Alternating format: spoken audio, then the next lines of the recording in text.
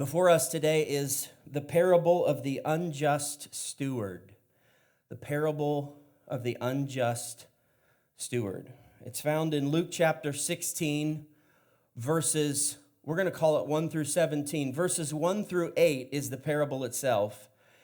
And then Jesus is going to have some follow-up conversation after the parable, verses 9 through 17. So we're going to call this verses 1 through 17, the parable of the unjust steward.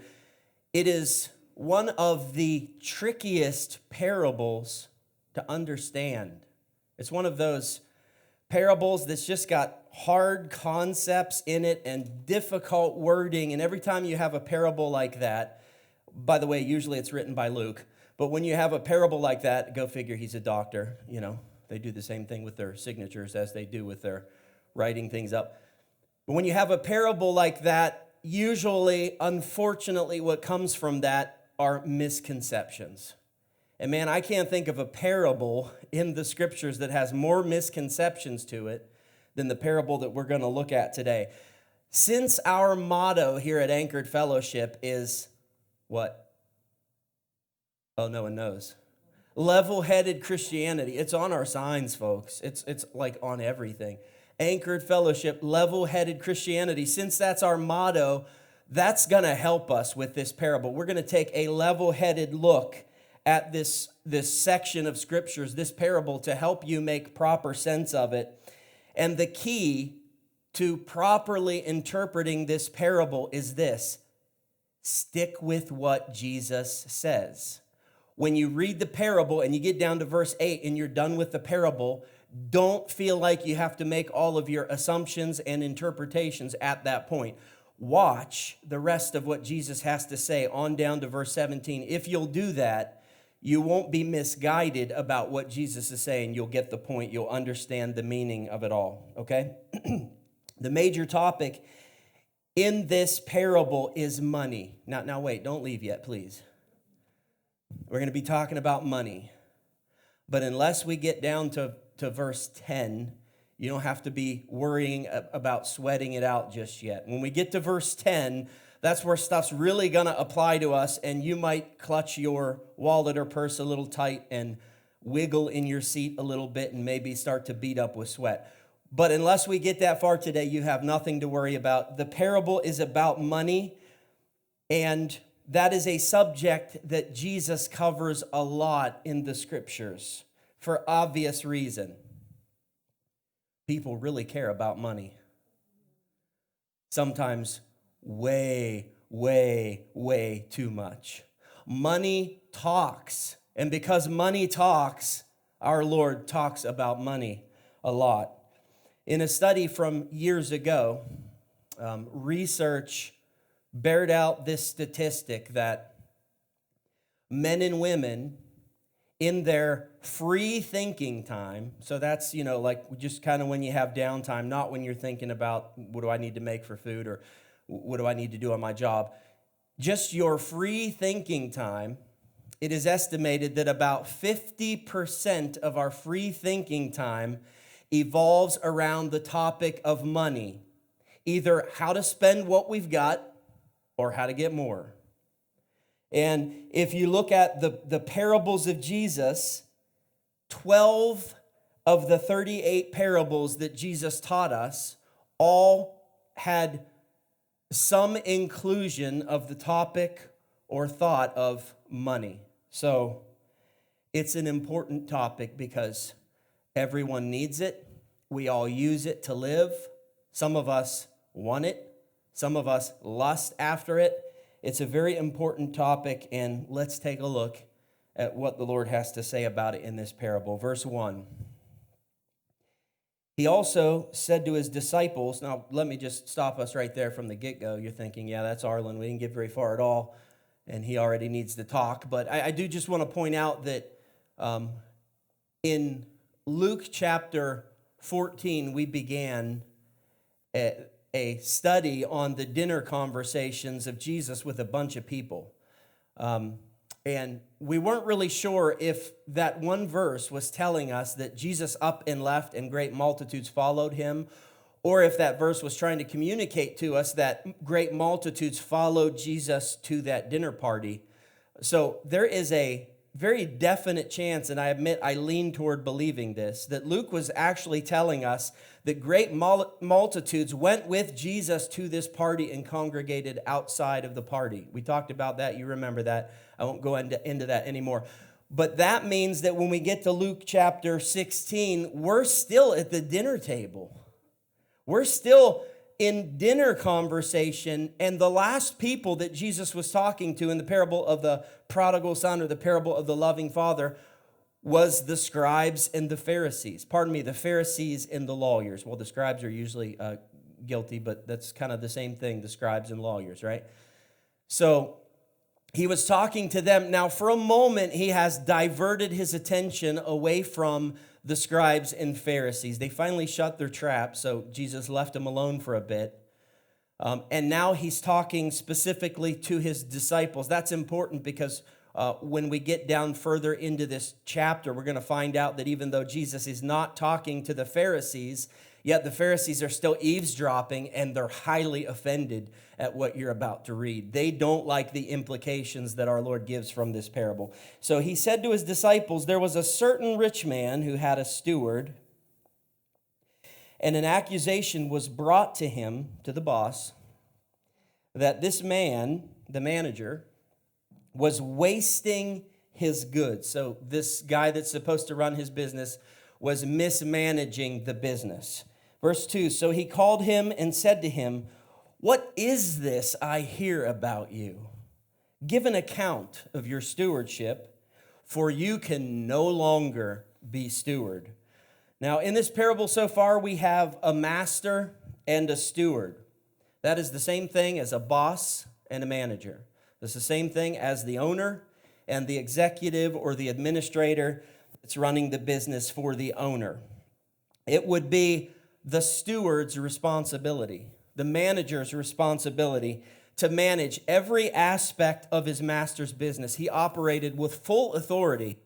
He knew his master's rules for the business. He knew his master's price structure, operates within full authority to go out and to cut deals and to sell product or service, whatever this owner was selling, and set the prices and keep track of the bills to know who owes what to his master, his boss.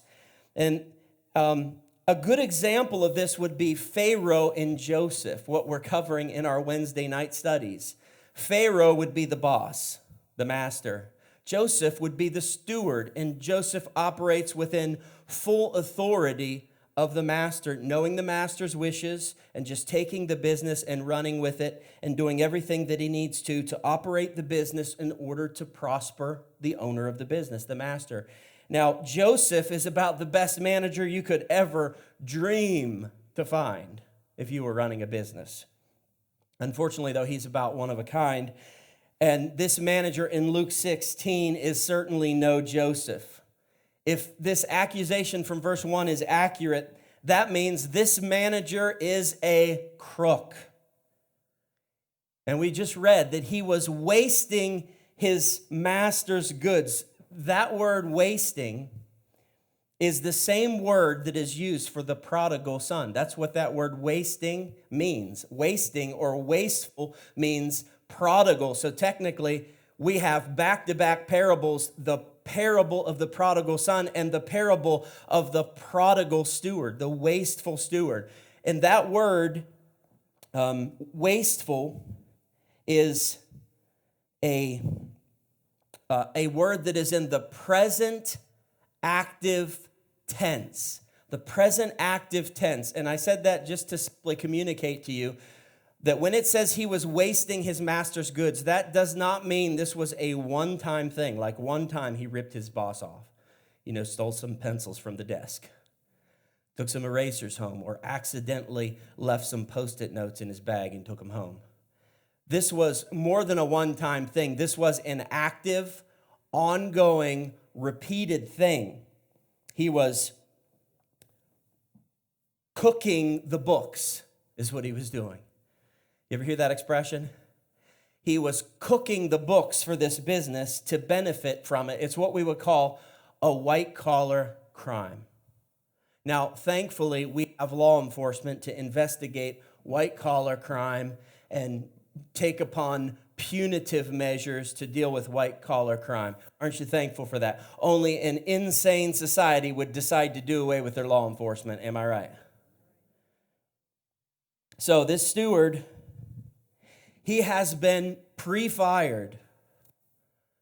Well, okay, he's technically been fired, but he is supposed to return to the business and turn over the books that he's been cooking.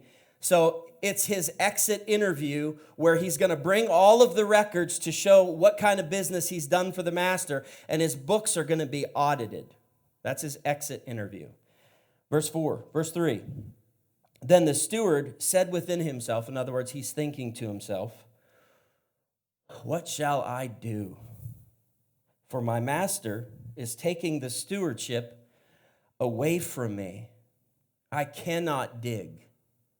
There's no way I'm going to go out and work in the fields and plant stuff and pluck stuff up. I'm just no farmer. I'm not all that interested in manual labor. Boy, he's sounding exactly like management, isn't he? I don't want to get my hands dirty. Don't make me do manual labor. And he says this, I am ashamed to beg, which is interesting because he wasn't ashamed to be a crook all those years. But he is ashamed to go out there at the intersection and hold the sign up that says, we'll cook your books for food.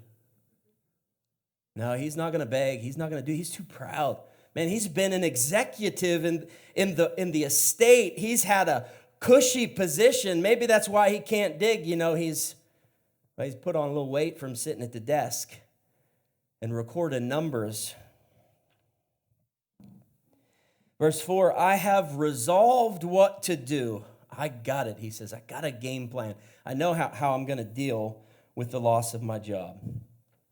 That when I am put out of the stewardship, you're going to find out who the they is in verse 5, that they may receive me into their houses. Verse 5, so he called every one of his master's debtors to him. Just keep in mind that line for a second, because we're going to be given an example of two debtors that this guy has a business deal with. But he did this, what he does with these next two debtors, he did this with every single person that owed his master money. This was like across the board financial havoc that was going to be wreaked upon this master of the business. He says that he called every one of his master's debtors to him and said to the first, this is the first debtor, he said, how much do you owe my master? Verse 6, and he said, 100 measures of oil. So the first debtor has bartered for goods or services from the master. He's not paying cash value, but he has bartered something on the basis of credit. That is, he has received a good or a service from this owner, and the deal is that remaining on his bill is a due payment to the master of 100 measures of oil. That is a lot of oil. That is about 1,000 gallons of oil. Now, you know we're not talking about crude oil, right? The steward may be crude, the oil is not. We're talking about olive oil. Do you know how much pressing in the olive press you have to do to get 1,000 gallons of olive oil? This guy has a lot of work to do to square up his bill with the master. This is a very pressing issue for this man. He's got a lot of pressing to do. What do you give that one, Rachel? About a 6, 7? That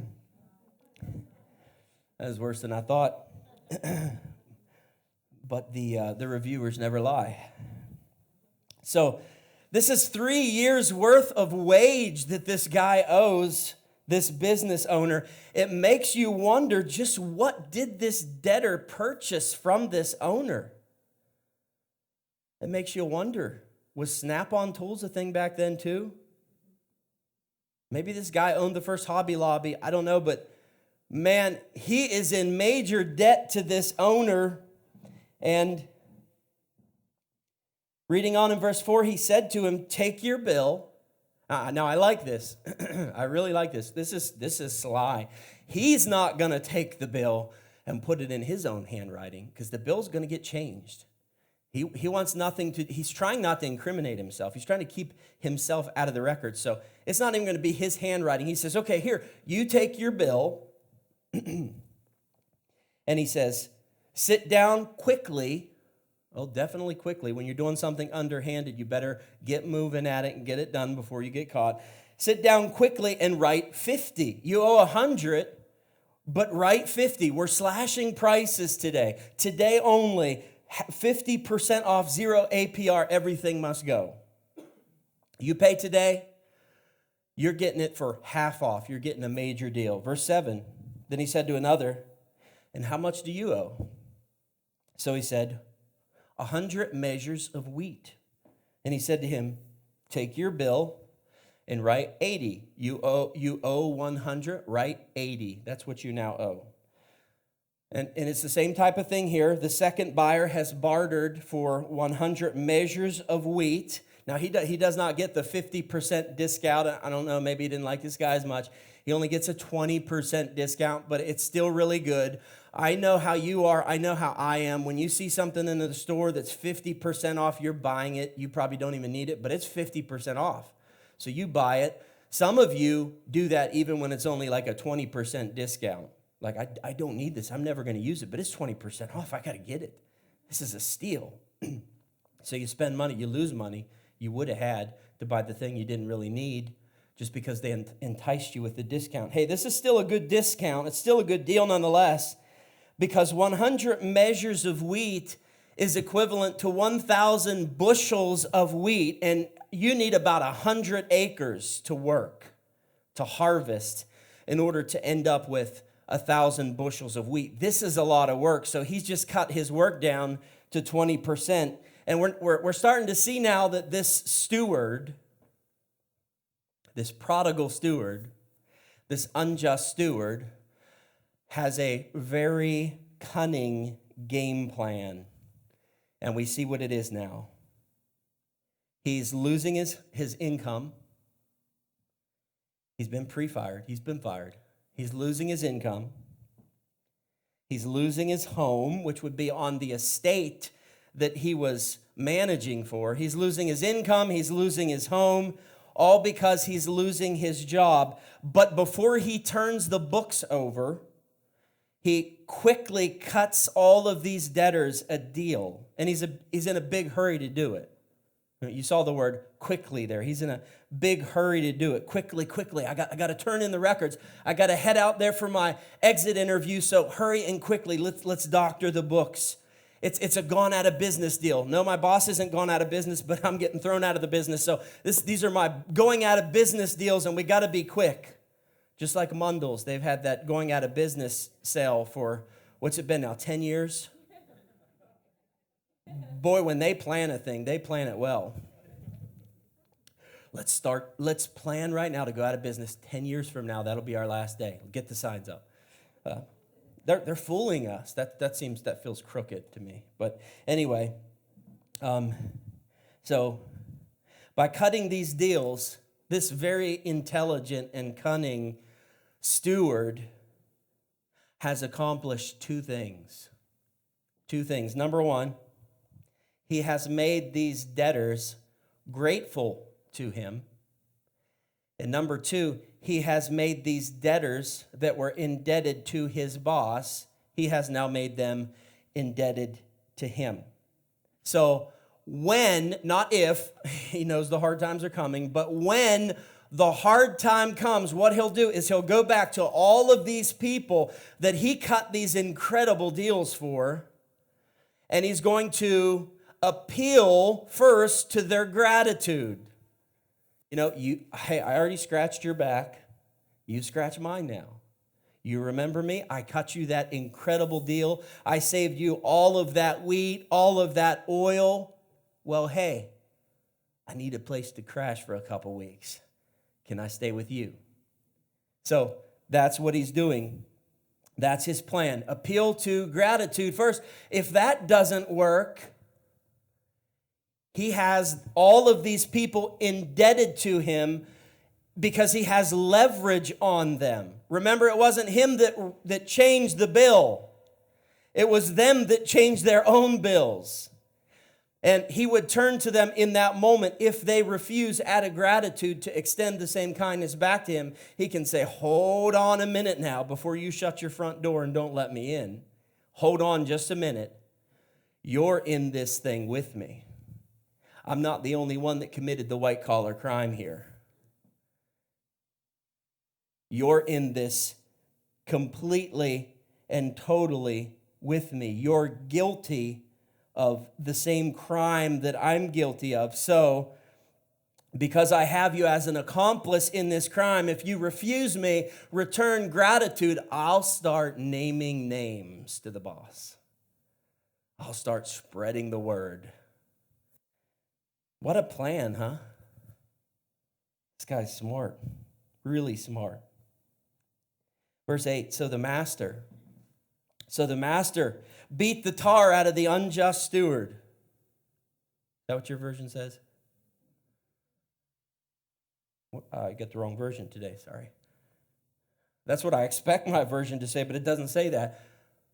You would expect the master to be fuming that he had been ripped off like this, but verse 8 says, the master commended the unjust steward because he had dealt shrewdly.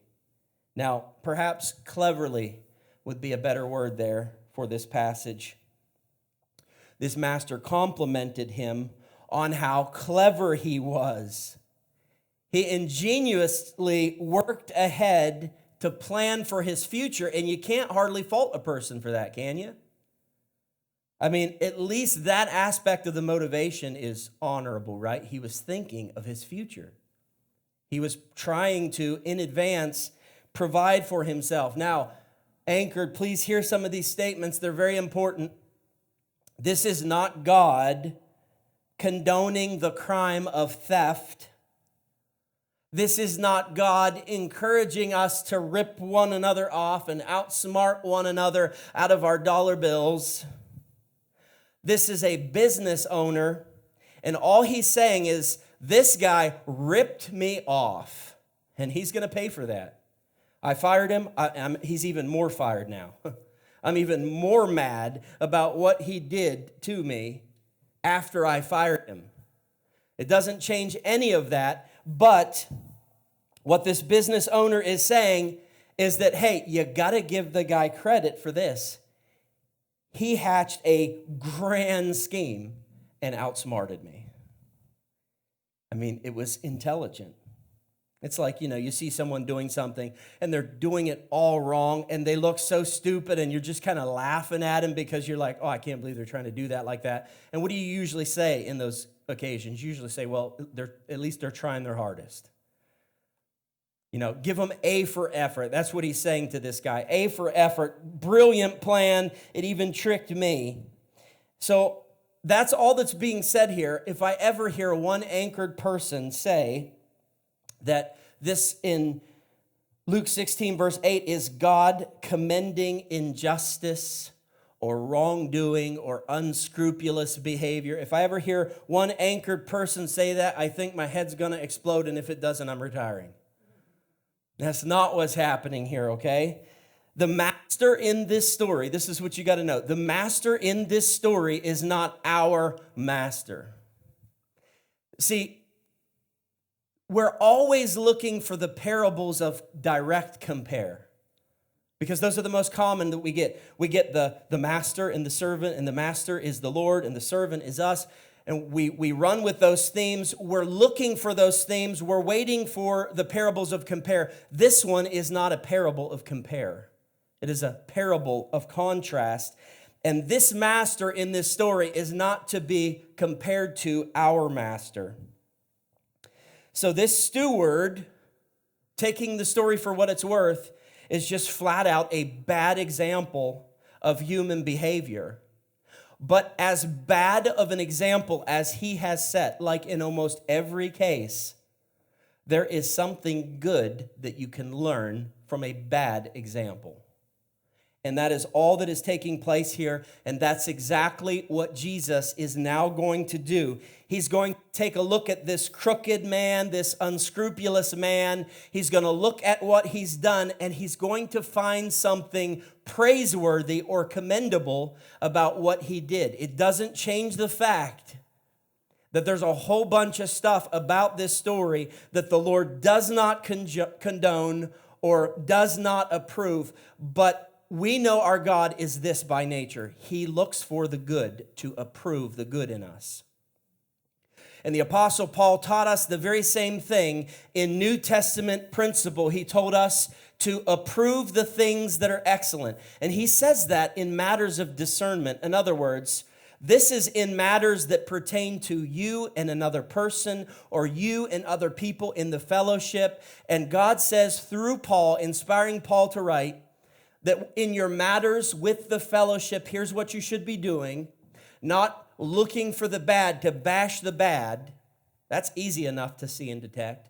But looking for the good in people so that you can be approving and commending of the good that you see in them. That's the character of our Father in heaven. It should be our character. And Jesus is getting ready to launch into that. He's going to find one aspect from this story that, believe it or not, is worth emulating for you and I. Amazing, isn't it? You can find good in almost any situation. Reading on in verse 8. Brace yourself for this one. I'm glad we don't have you guys stand for the teaching. You need to be seated for this. He says, "For the sons of this world are more shrewd, more clever in their generation than the sons of light." Can I put that to you in our modern terminology? He's saying that unbelievers are more clever in their generation than believers are. Ouch. Did that sting? To hear Jesus say that?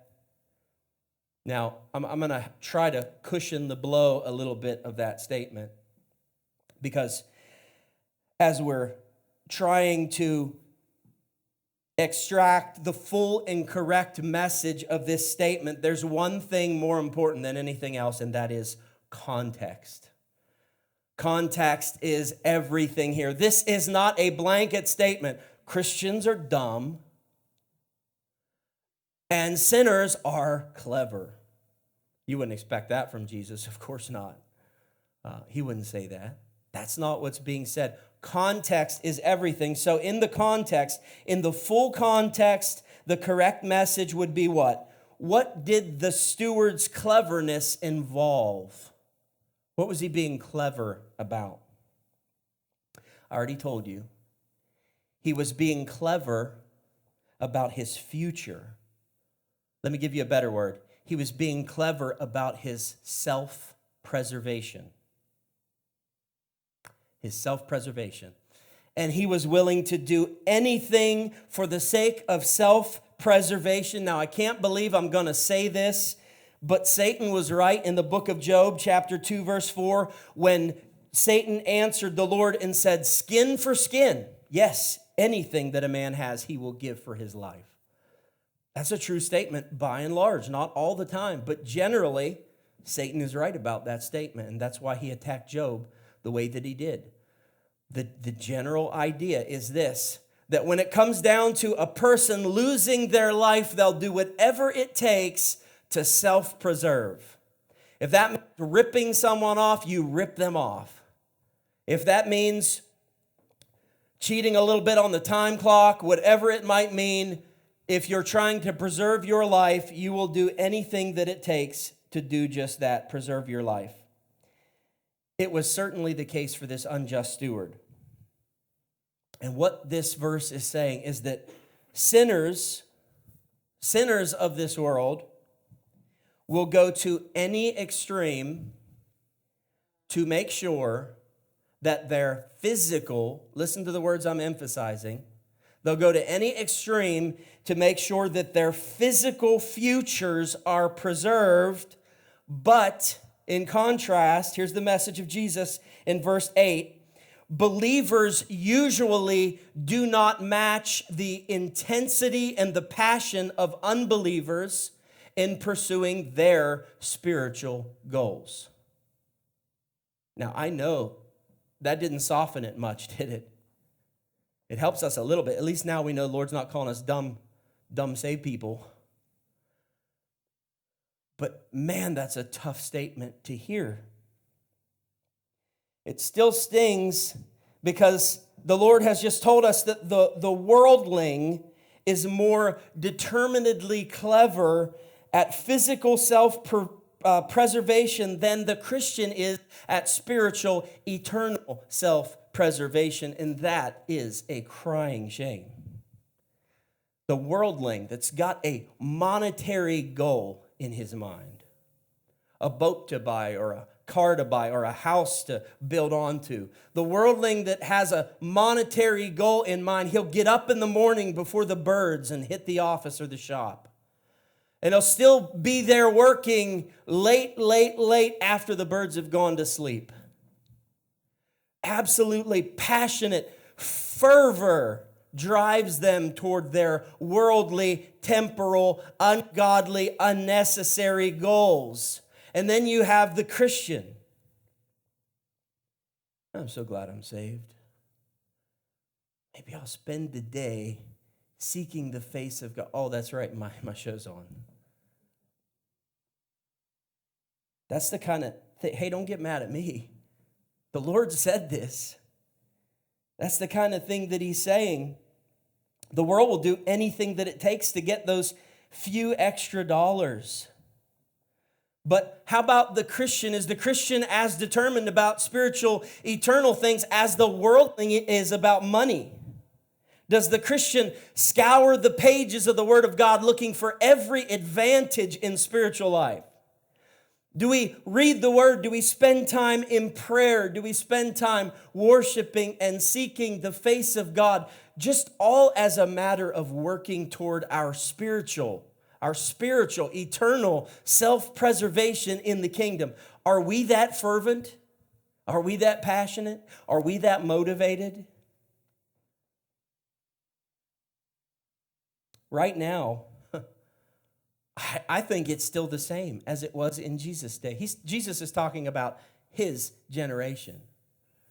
I don't think it's changed in our generation. I think it's still the same. I think the world has us beat in their intensity to pursue their worldly goals. I think they pursue those with more fire than the Christian pursues his or her Christianity.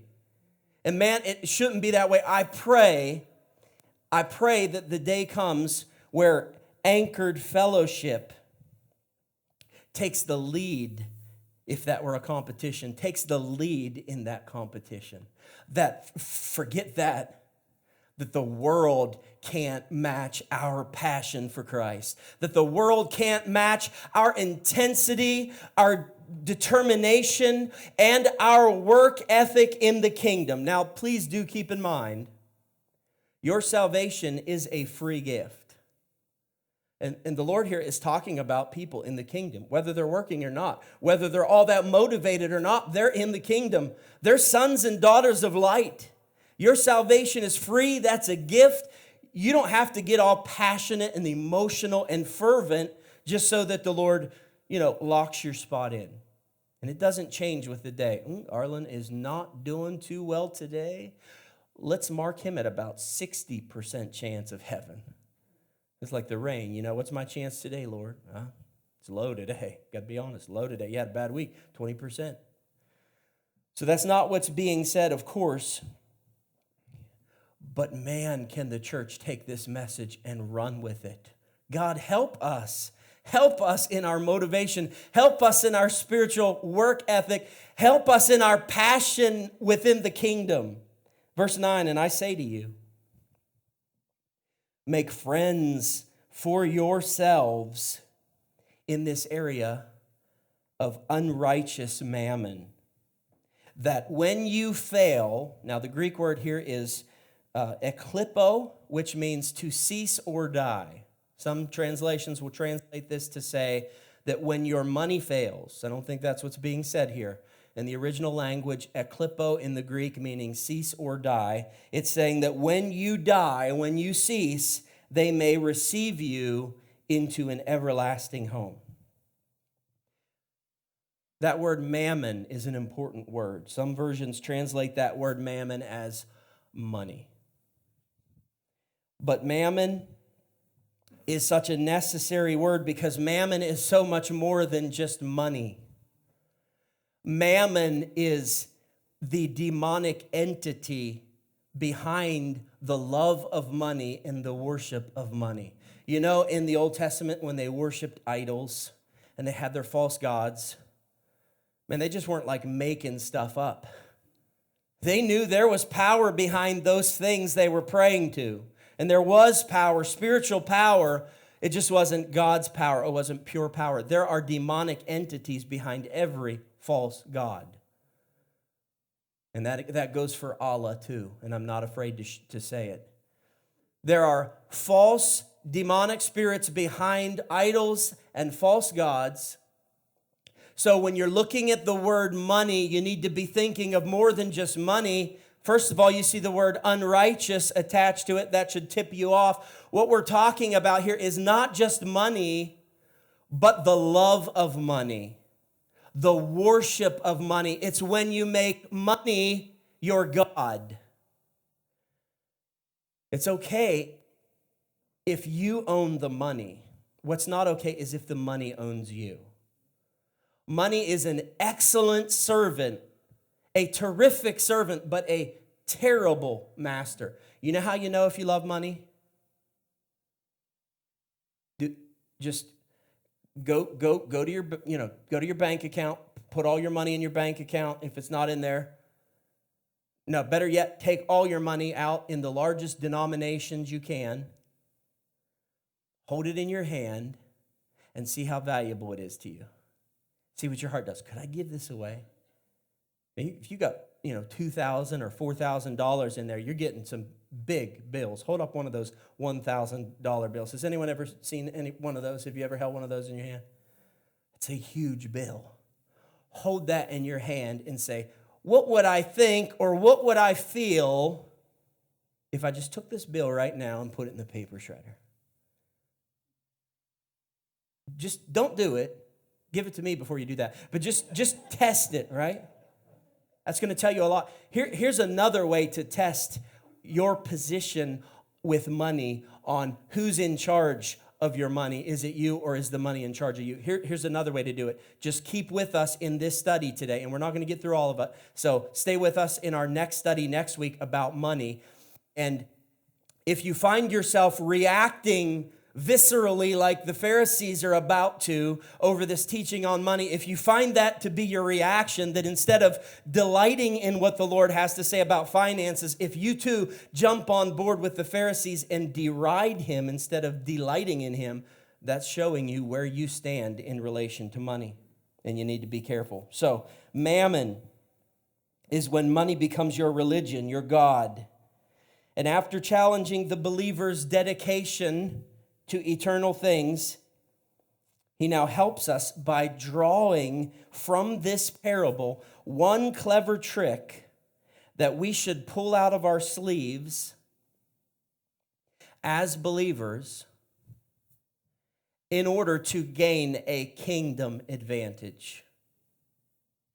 It's this: if we know that nearly the whole world, the whole unbelieving world, is all caught up in the love of money and the worship of money, and money is their religion. If we know that, if we know the value of money to the worldling, then why aren't we as the church using our financial generosity to make friends with them? Look at that verse. Keep that verse. Keep looking at that verse. Why I say this, because I want it to click. If we know in this area of unrighteous mammon what the world thinks about money, why aren't we leveraging that just as this unjust steward did? Why aren't we leveraging that to make friends with the unbelieving world whose God is money? Because when we make friends with the world, we get their ear. And when we get their ear, we can give them the gospel. And when we give them the gospel, there is the chance that one day when we approach the gates of heaven, guess who's waiting there to receive us in, just as this passage says? The people that you reached through using cleverly, shrewdly, unrighteous mammon. Can you imagine that? Getting to heaven and you having a welcome party. That's what this verse is saying. You having a welcome party, a warm reception into heaven, and there's a bunch of people waiting to greet you at the gate.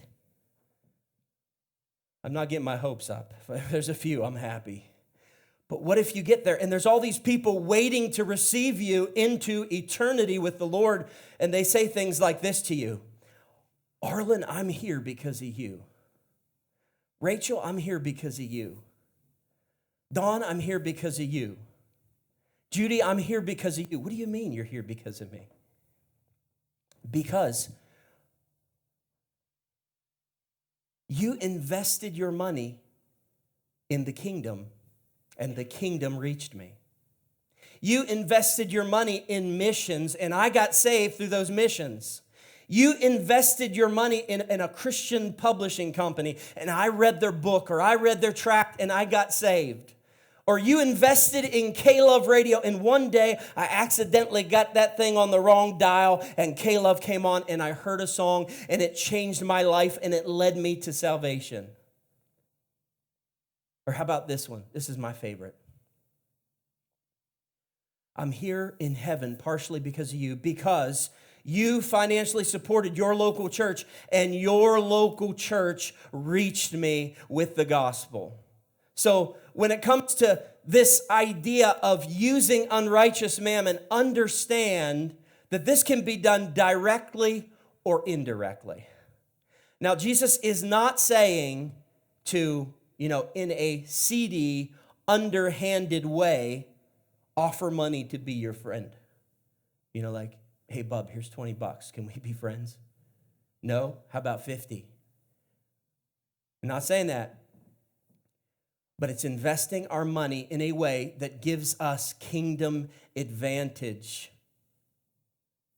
It is an investment in that eternal kingdom, and it can be direct. It can be you out there saying to the unbeliever that their God is money. So you say to them, hey, I'm going to cut you a deal. You cut people a deal, you're going to have friends for life. Or how about this? People owe you money, and money is their God. So you say, forget it, I'm wiping the debt clean. You don't owe me anything. You got friends for life. How about this one? Try this one. Go give someone your car. Just give them your car. Here's a car. It's free. It's yours. Friend for life. So you can do direct, or you can do indirect, which is where you invest in others that are doing the work and reaching the people. And the great thing is you still get credit. That work is yours. You're part of that. You're engaged in that. You're invested in that. And we're going to talk about that in great detail next week. Our financial generosity. Our financial generosity. And it's a big one. Our financial faithfulness. Bring your hard hats next week. And then the week after that's going to be even tougher, because the week after that, 2 weeks from now, we're going to take only Luke chapter 16, verse 18. Yes, we're going to spend the whole service on one verse. If you read that verse, you know why we're going to be on it a whole day.